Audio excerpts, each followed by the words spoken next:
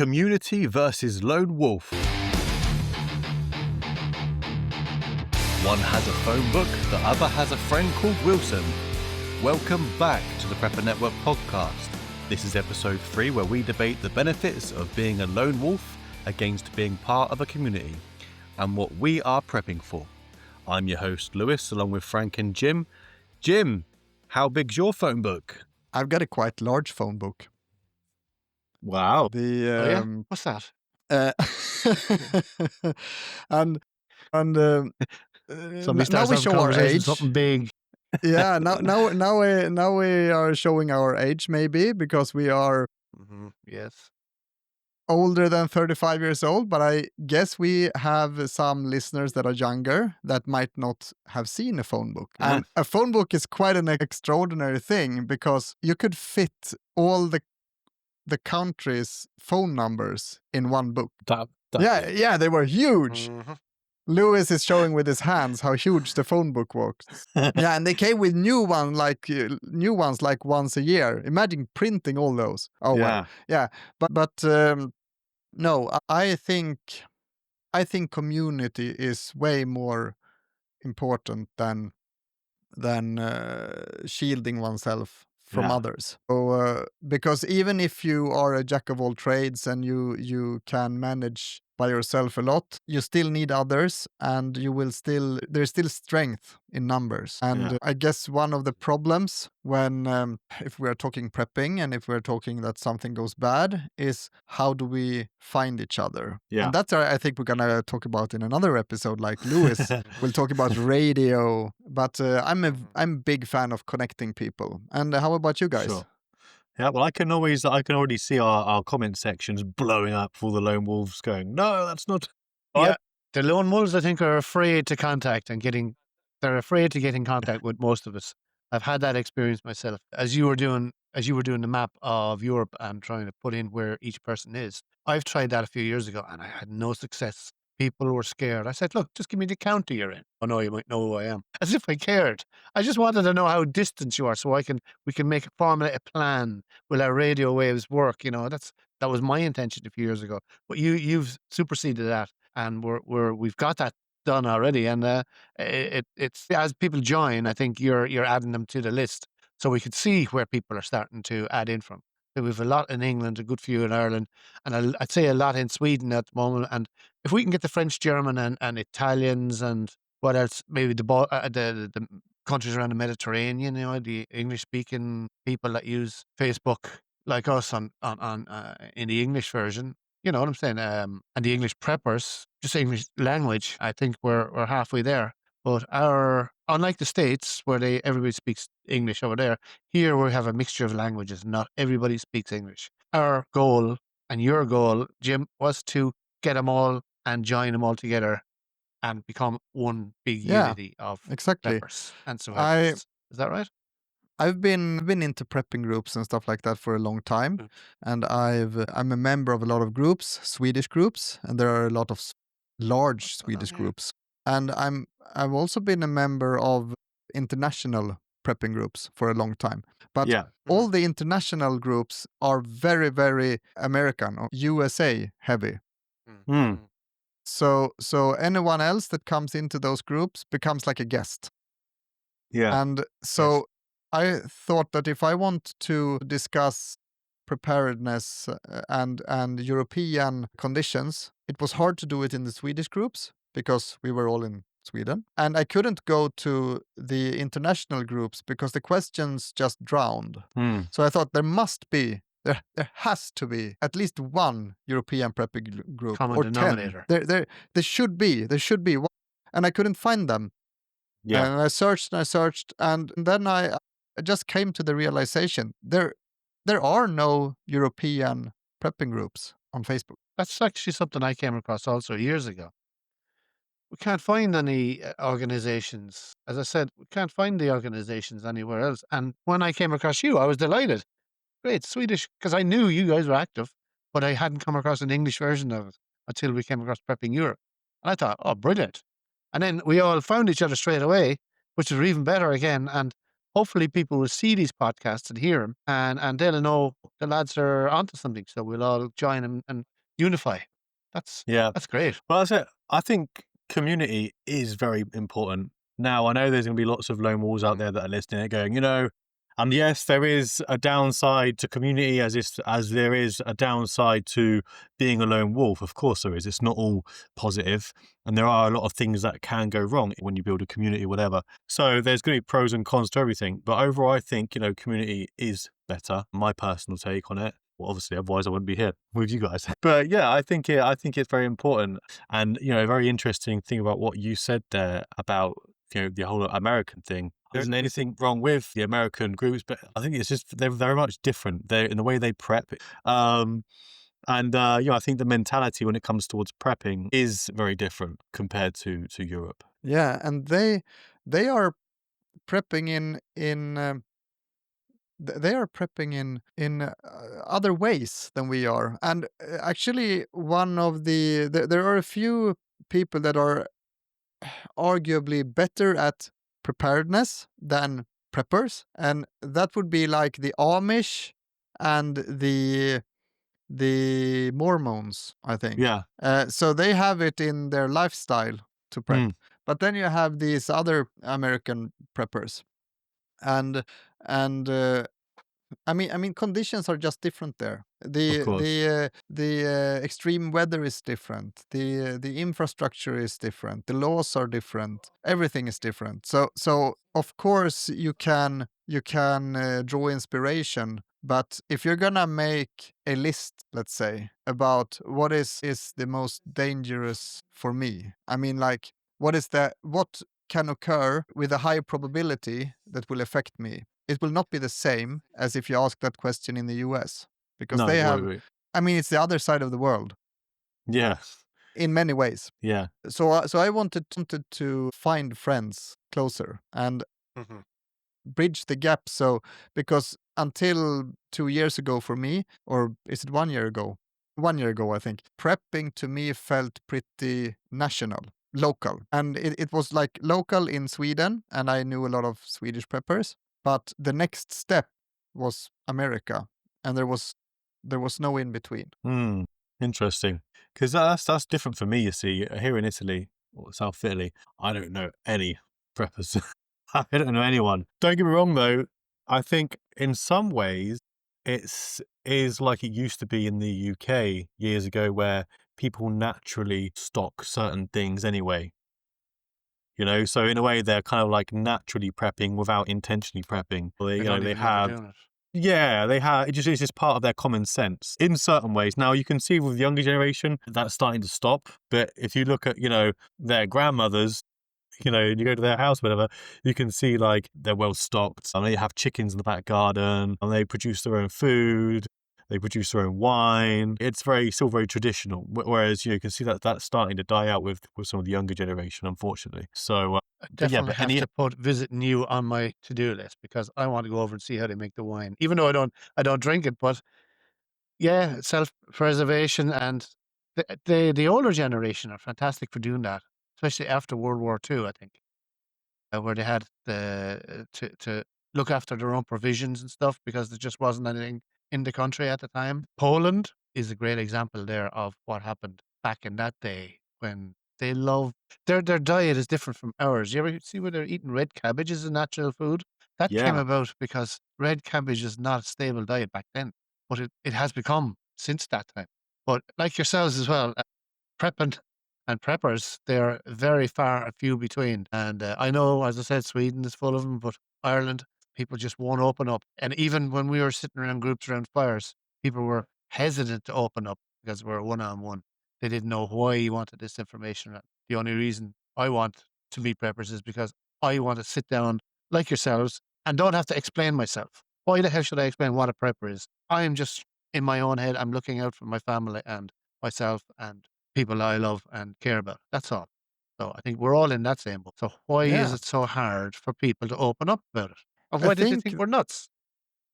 I think that, as with all, it's used in some places. It of course still are. Being a prepper is kind of being a part of a subculture. But I would say that in Sweden now, it's more mainstream to be prepping light.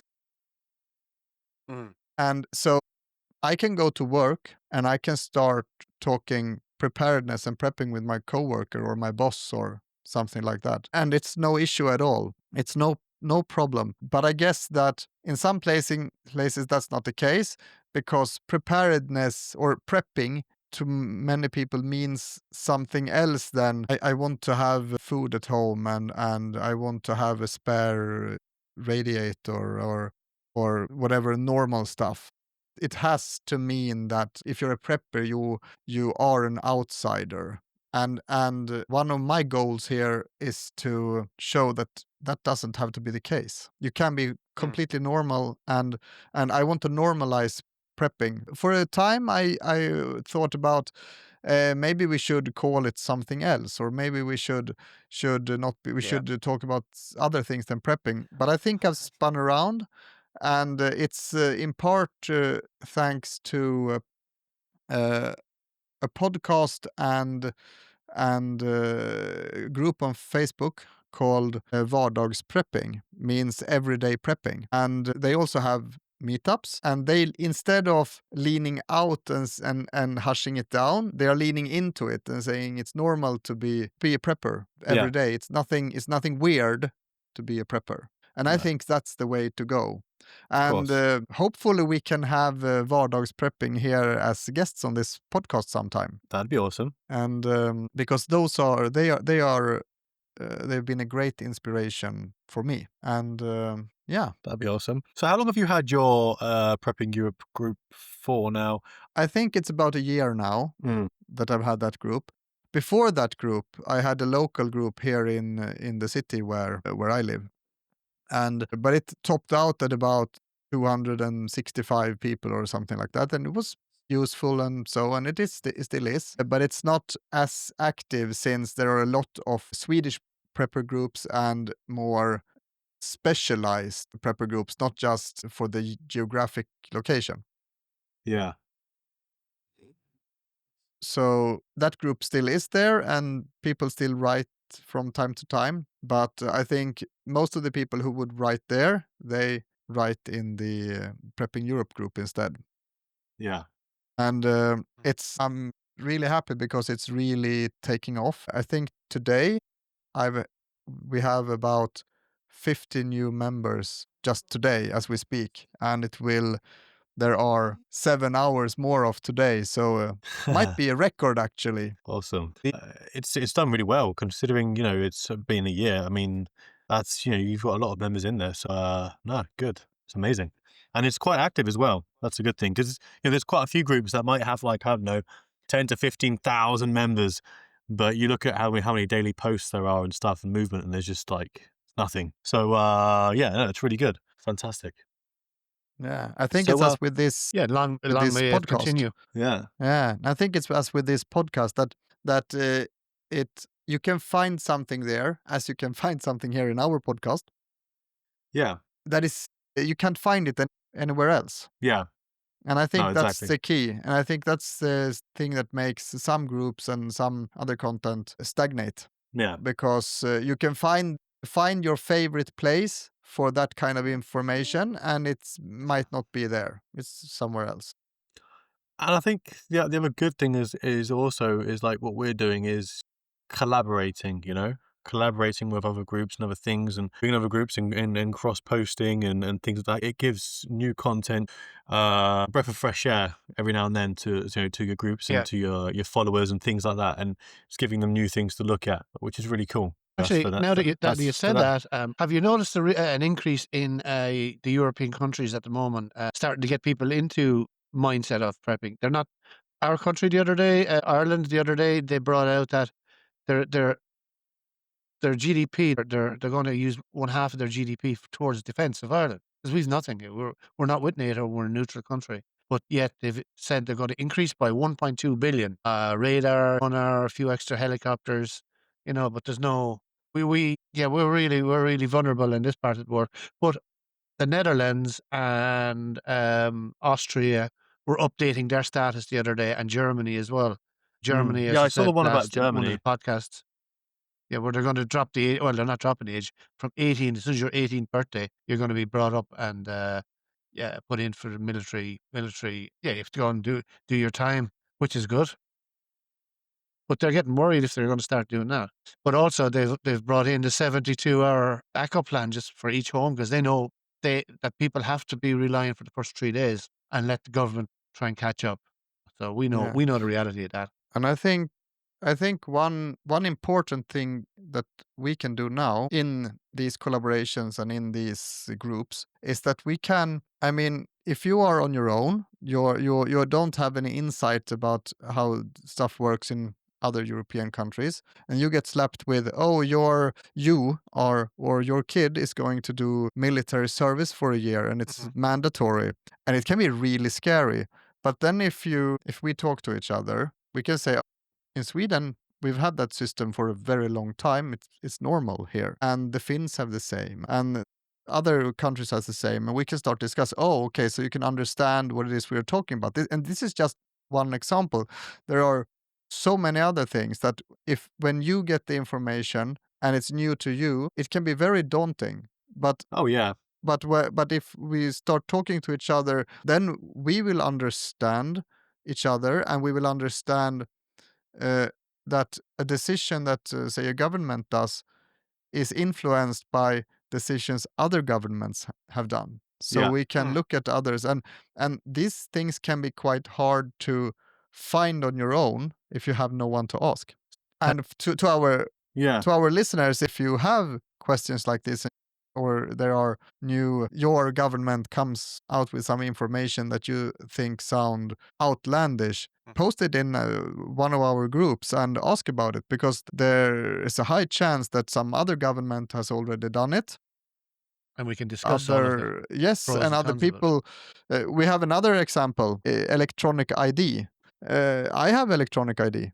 We've had electronic ID for a long, long time, and so we can start discussing this, and I think we're better off from it. No, I think that the reason for why everyone was kicking off about the electronic ID, without getting too into politics and stuff, is the fact that the reason why they're trying to get into electronic ID and the excuse they were using to try and bring it in. It's not so much. It wasn't so much the idea in itself. I think it was excuse my language, the bullshit that they were using to push it. That was aggravating everyone, because everyone could see straight through, the blatant lies. Everybody, I think, can feel the tension daily, mistrust, and then you have the Prime Minister, Pierce Starmer. We're going to have it by the end of our term in office, which is another 2 or 3 years, unless somebody comes ahead and says, right, we're going to have a general election next week. I know that in Ireland, they passed a bill in law last night at 1:00 in the morning. They signed it, and it's a European law. And they discussed it on the radio this morning. Oh, by the way, don't mind us. We're just doing some housekeeping. But it turns out, if you look at the small print, they've given a lot of freedoms away to the European Commission, who run Europe. Like, we Yeah, are really lapdogs in this country. So that's yeah, what people think, and I think yeah. the whole of Europe is thinking this way at the moment. So just quickly, so that we've brushed the surface on the benefits of community. So what do you reckon the benefits are of being a lone wolf? Turning the table. You are asking the wrong person. I'm kind of like the most extroverted person. Go ahead, just Frank. to put the cat amongst the pigeons, just to put it out there. Yeah. Okay. I'll make like I'm the lone wolf. I believe in community, but I think lone wolf is overrated. I believe. Okay, well, let's just take an example. We call Timmy, right? And he brings his wife, and he has a bunker out in the woods, and he has it filled with food and water and electricity and the whole lot. So he goes out to the bunker. He has 3 kids, right? And he has the wife, and she's nagging him about going out. The next thing, they're on the ground. He's there listening to the radio. The wife is nagging. The kids are making an awful mess because they want to get out and play. A couple of days pass by. The wife is absolutely ready to kill him. He's there on his own. He's stressed out, He's still on his own. He's not reaching out to anybody. His wife is getting ready to leave him. She wants to just open the door and let me out. And the kids are absolutely going wild. Fast forward 10 days in. She's on the door. Let me out. I'm going home. I don't care. The difference between a What's lone happened wolf there? and then you have your community is if your community is with you, you could share all of that problems, you know. You may not be proficient in medical, so you have your next door neighbor who's a nurse or a doctor. Brilliant. You have your other neighbor down the road, he's ex-army and he's retired guard or police. That's even better. And they're taking responsibility and sharing the responsibility, sharing the community responsibilities. Where Timmy, stuck in the bunker, he may survive, but he gets out and he's gone cracked. You know, he's gone demented. He has no wife. He's no kids. They're after going and leaving him. That's my take on it. What do you think? Yeah, Am I I right? mean, I think someone's on his own with a family. That's yeah, I can imagine that. What about like an actual like lone wolf, like maybe On his someone's got own. no family, no this, and on his own? What do you reckon about that? Is there any? Well, then you can see that he'd be out for himself. If he's out on his own, a lone wolf, he's not prepping, he's survivalists. He's going from A to B. Say he's going a couple of 100 miles. He's only carrying what he can on his back, on his shoulders. So he carry food, water, and maybe shelter. That's it. Maybe some ammunition or a gun or something. Depends on where he is. So he has to make it work from day to day to day. He's sharing all of the responsibilities with himself from getting from A to B. Whereas if you had a community behind you, get a couple of guys, we'll rob a car, we'll hijack a car or a lorry, we get all the people on and we can make our way A to B to C in safety where there's safety in numbers. Whereas anything happens to him, he twists his ankle or something like that, or gets shot or, by zombies, whatever. He's on his own and he's gone. So I'm all for the community, 100%. I Yeah. think, Well, I think us as human beings, we're naturally not everyone. I think there's someone in the comments that would disagree with me, but we're yeah, naturally social creatures, and I think whether you yes, we like it are. or not, in a certain situation, you'll naturally form or become part of a group, for better Yeah, or we for are social worse. Like animals. So I mean, you'll never see a wolf on his own. You may, That is but true. That is true. You'll have the old wolves in the back, or maybe the young wolves in the middle. Mm, You'll have like the junior wolves in the middle. You'll have the 1 or 2 year old wolves up front, and they are scouting. They are the fittest. They'll run the fastest. They will take on the danger. The young wolves are novices. They're still trying to learn what's going on. And you have the old wolves in the back, tip it away, but they all mm, keep up. They'll all go as fast as the slowest wolf. They keep up and keep him in the group unless he's yeah. totally useless and just leave him behind. And that is the same with humans as well. We'll gather Mm, all our kids and children in one pile. We'll look after them, women and children. The men will go in front if we have proper men, if there's any men left in the world, you know. But I've seen it's going downhill very fast. And our older generations then will, they look back at us and say, at least we got through it. You think? yeah. Yeah, I have a very hard time imagining a situation where it would be like apocalypse. I think we will see different crises, and uh, there will be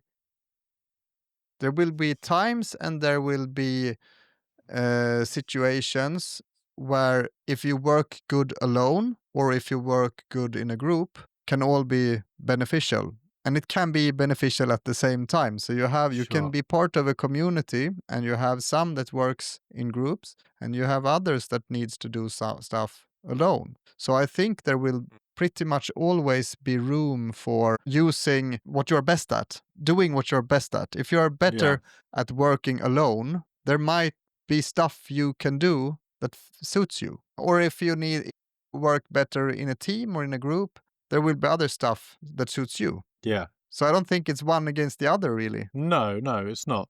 No, I think there are people probably out there that may work better alone. They're still like I think in general humans are social creatures, and I think people naturally get drawn to other people and working together. I'm not saying it's true for everybody. Maybe you see these apocalyptic films. There's always that one person who's on their own and tucked away underneath his house somewhere. What's that program I saw the other day? I was watching a program the other day, and this is like Prepper Underground, all this radio stuff and everything else. And he was a bit of a lone wolf. There might be one or two people out there, that are beneficial being like that. But I think just in general, humans are social animals, and I think we're just naturally drawn to to community. Yeah, and as you can see there, that Europe is kind of giving us a pre-warning. Look at that. We must be prepared for war like our grandparents faced. And that came out last week in one of the local newspapers. There's rumbling, and it's Finnish soldiers there on the front line with Russia. So, we could. I don't see an apocalypse coming, but we mightn't be too far off some kind of skirmish in Europe again. I don't want to see that, but 'cause I think, yeah, that would just not go down well. We'd be left I think to our own devices.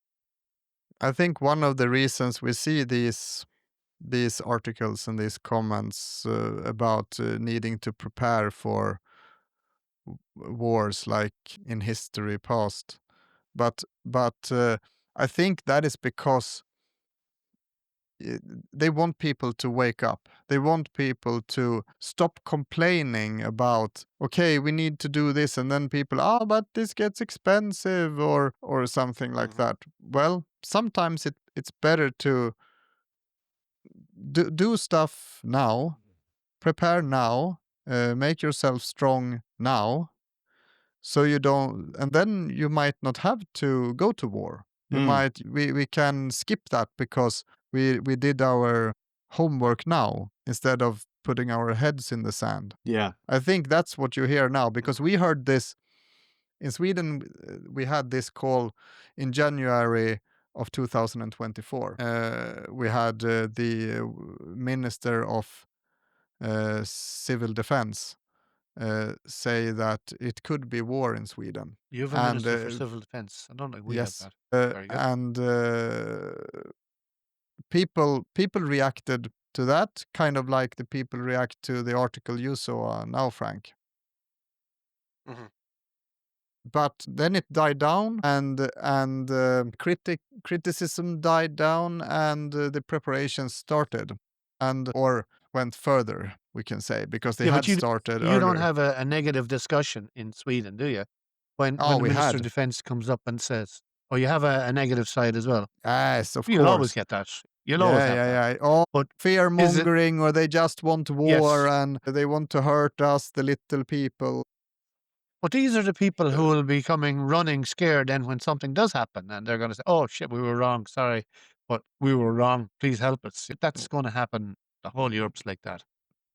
Yeah, I think it hurts for people to have to see that their way of life, when they take stuff for granted that everyone else does not, and your government isn't prepared to just come and take you by the hand and help you the second something's not working correctly. And that's probably scary, but it isn't any different than it was 10 years ago. It was just that nobody was talking about it.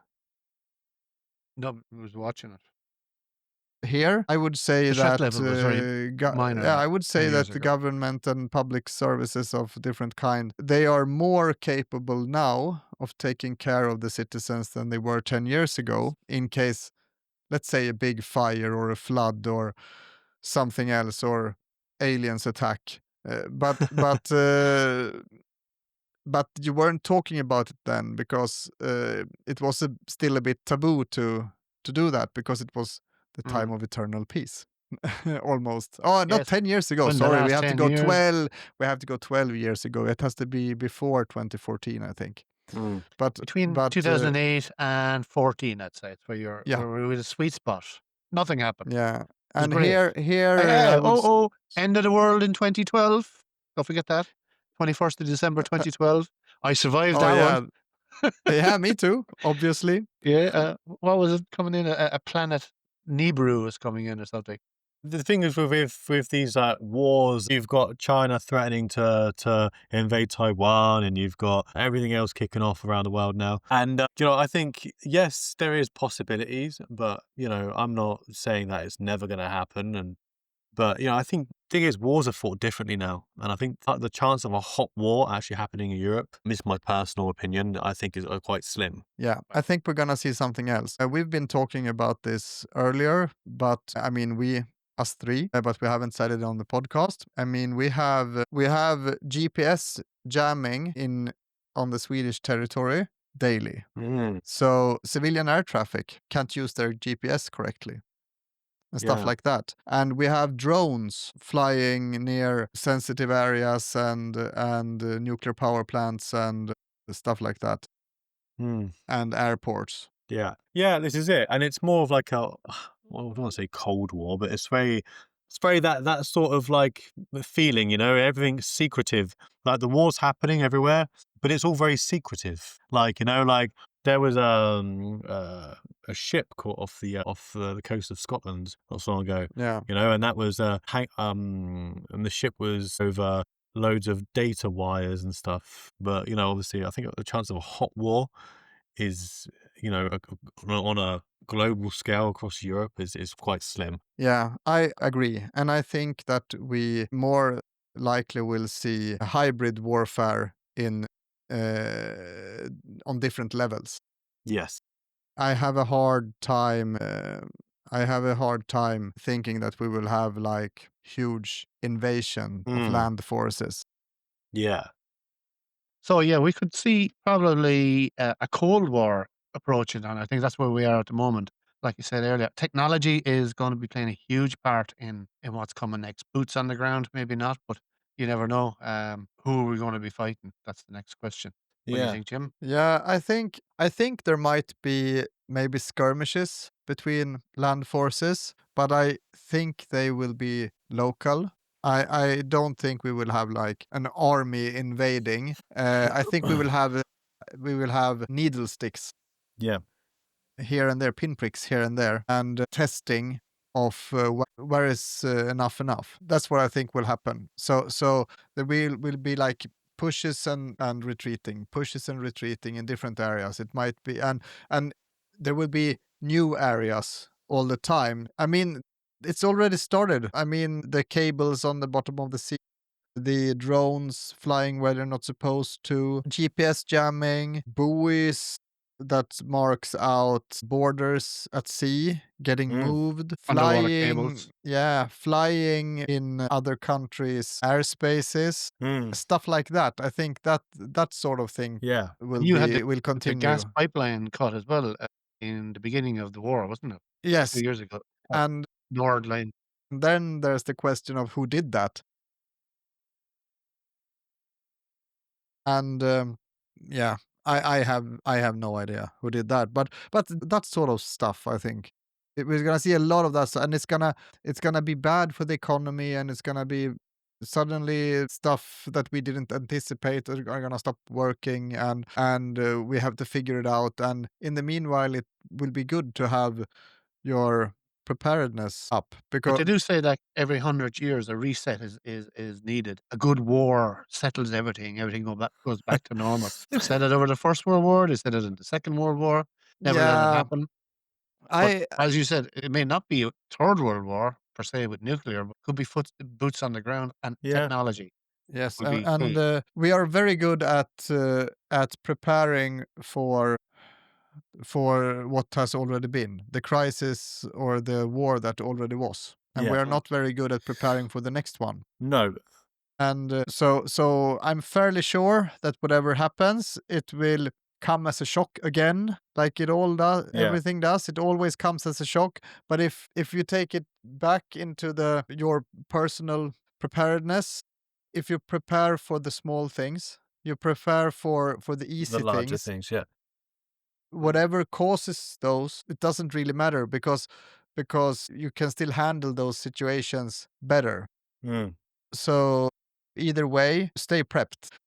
But if someone can read the future, I'm sure there are a lot of government officials that wants to know. So if you do, if you're clairvoyant, Be a few government officials possibly listening to yeah. these podcasts because like they're looking for guidance as well. So in fairness, if I'm looking for Yeah. guidance, I ask people who know. Yeah. I think rather than a war, like a military war, me personally, I think there's more chance of things happening on a civil scale because on a European scale, Europe is very divided right now. And I think there's more chance of things happening on a civil scale than a military invasion and things like that. I think it's more going to be like that's what I'm prepping for anyway, because I just see, you know, things An kicking off. economic Yeah, collapse economic, kind of thing. or with the fact that you got all these different religions and right and the left and this, that, the other, all at each other's throats now. I think that's where my head's at. And regardless of what side of the fence politically you are, you should just be more focused on preparing for if that does kick off, because if it does kick off, it's going to be very ugly. Bit of housekeeping.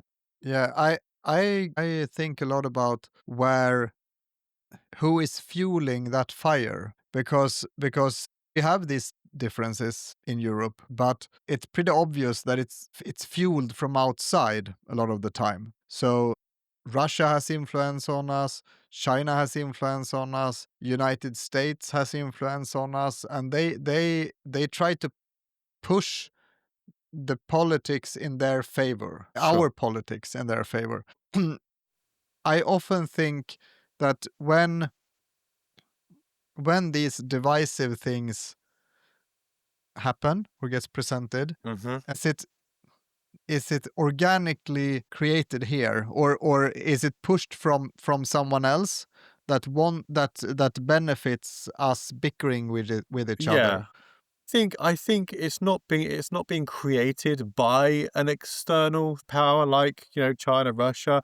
I think maybe they look at where the country's weak spot is and then push it Yes. to assist it. Yes, maybe, Yes. but I don't think it has been created, because the problem is there and it's been there for a very Yeah, long time, and I can see where it's coming from. But yeah, I do think what perfect tactic to do than to help fuel the fire. yeah. Yes. But how many are we in Europe now? Are we 300 million? How many are we? In the population of Europe, Yeah, in the population of Europe. Well, I'm not sure. um, can it be 300 million, something like that? Maybe. probably in around that, yeah. Yeah, and when you have that amount of people, you will have every kind of differences, and every Sure. kind of people Seven. not getting along. Oh, it's more than twice. Oh, 745 million. Yeah. So you're gonna have a lot of people disagreeing. You're gonna have a lot of people not getting along. You're gonna have a lot of issues. Of course. So it's we're having that very already. so if anyone wants to shatter Europe, they don't need to make up stuff. They can just focus on what fire weak is spot. burning right now. Yeah, of course. Yeah, Yeah. and I'm very wary about that, because I think that's dangerous, and I think we need to do everything we can to not let that happen. No, And of I course not. think what we are doing here now is setting us on a better path, and I hope others will follow, and I hope others Yeah. will yeah. So at the Yeah. from me, you might not agree, because we don't script this, so I just throw it out there. So I'm putting these guys on the spot here. Do you know what? That's another thing that doesn't help Europe, right? I had this debate with my missus the other night. I said, you know what the problem with the world is? Is that before you could have politically different ideas and it was okay, and you could talk about it. But now, if you have politically different ideas, you can't be friends. Oh, no, because you're right, you're left with this, right? Now, when discussion stops, fighting starts. All right. And the thing is, nowadays, the right or the left or whatever it is you are, when they disagree with each other, all they do is they insult each other and try and shut each other down and silence each other. That is so dangerous. It's like the whole Charlie Kirk thing. So I'm throwing this out on the fire. Okay. 'Cause I know there's a lot of people out there that hated him, thinks he's stupid. I don't care what you think. I don't care what you think about that. That is He's entitled dangerous. to his opinion. Is dangerous, because as soon as you start agreeing with that and thinking it's okay to silence someone like that, it's dangerous, because you're just fueling the fire for bigger things to come. And it's dangerous. We should have discussions. Yeah. Discussion is everything. Yes, and no matter how bad you think someone's ideas or intentions are, or harmful to other, as long as it's words and they are expressing an opinion, it's never correct to resort to violence to silence it. No. Because then what you just did yourself was you became infinitely worse. Of course. Exactly. So Yeah. so Yeah, I totally I agree. had a conversation with a guy yesterday, the very same thing we're talking about here now. He's ultra left, and I couldn't change his mind. He keeps wearing this hat, and the insignia on the hat was Free Palestine. And I just said to him, Larry, would you please stop wearing it coming out? I don't want to see it. I met him this afternoon. He was wearing it again. I'll see him tonight. He's wearing it again. He will not change. He will not. He won't even entertain any thought of change. And I said, Larry, sure, everything is sorted now, find a different cause. He's an elderly man, and he needs to find a different cause and put his energy in that. I said, the Irish people there's a lot of homeless, put your energy into finding them a home or helping that cause because God knows nobody else is going to help him.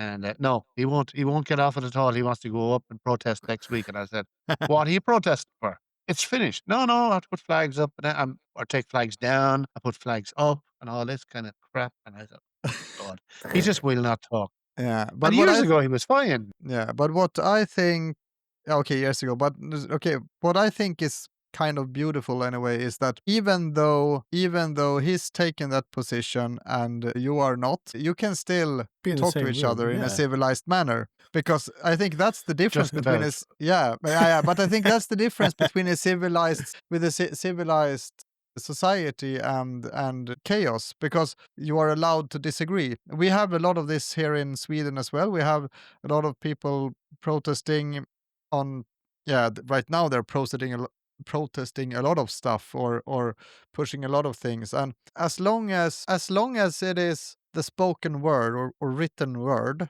and not violence, Mm. and it's allowed, you can loudly disagree. I think it's okay to loudly disagree. I'm Sure. not saying anything against that. It's okay to loudly disagree, but it's not okay to resort to violence. And I would like to be an example of that.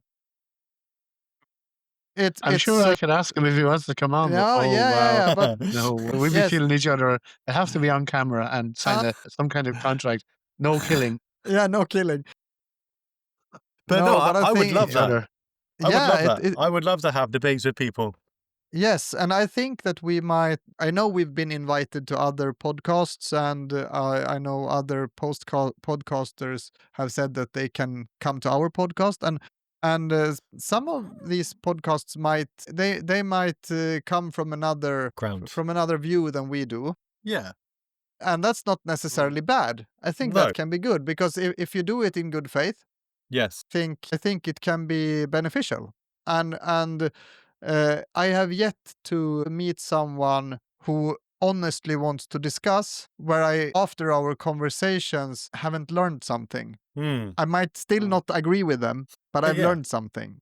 No, And it's exactly. very few people that I go from discussions about topics that is not like personal, or like, when you go two way down in the insulting pyramid, when Yes. you just if you keep it on topic. I don't think I've ever left a conversation with someone and not consider them a No. friend, even though we disagreed. That's the beauty of democracy. You can have open discussions and not and just open discussions without resorting to insulting each other and things like that. But that's what's dangerous about countries like the UK now, is that they're putting people in prison for Yeah. just saying certain things. Yes. And when you do that, you're taking the democracy out of the people, and then I that's when agree. Yeah. they start resorting to violence, because they're like, well, if I can't say anything, now what's left to do?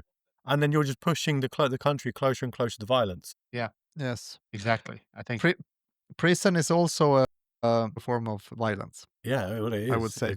Yeah, exactly. Especially when you put someone in what's it called? Where they put them on their own in prison for Solitary confinement. solitary. And don't forget, Tony Robinson was brought into prison for no reason other than his views on it, and he was in solitary confinement. yeah. And he said he couldn't eat any food. He had to eat only sardines because the cooks were of a different orientation to him, and he was afraid to eat food because you probably get poisoned. Yeah, that's crazy. But yeah, that's what I mean. Whether you like the guy, whether you don't like the guy, I don't care what side of the spectrum you're on. Like I wouldn't want anyone to be silenced by the government, whatever, just for your view and opinion. I don't even have an idea who you're talking I about, think but democracy is broken.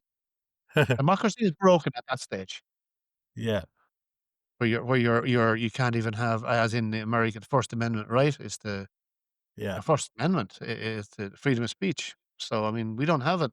But Ireland is right behind you, guaranteed, because there's people there, and there's some posts going on online, and people are getting their houses knocked at 6 o'clock in the morning, and in comes the guards. Or you said you didn't like somebody's hair. Oh, don't like that. You're going to jail. It's getting that bad. But you're right. It's If people mental. can't protest by words, No, something else is going and to come. it's exactly that is why I'm strengthening my prepping, because when you see that happening, like it's like, okay, so democracy's going out the window. When democracy goes out the window, Mm, violence starts, and yeah, that's yeah. why I scary. say like it's so divided at the moment that for me personally, I think a civil unrest, like a huge civil unrest, is a lot more possible than hot war. If you know what I Mm, mean. yeah, Yeah. yeah, So that's what I'm prepping for anyway. But you're in Italy. I am. I am. yeah.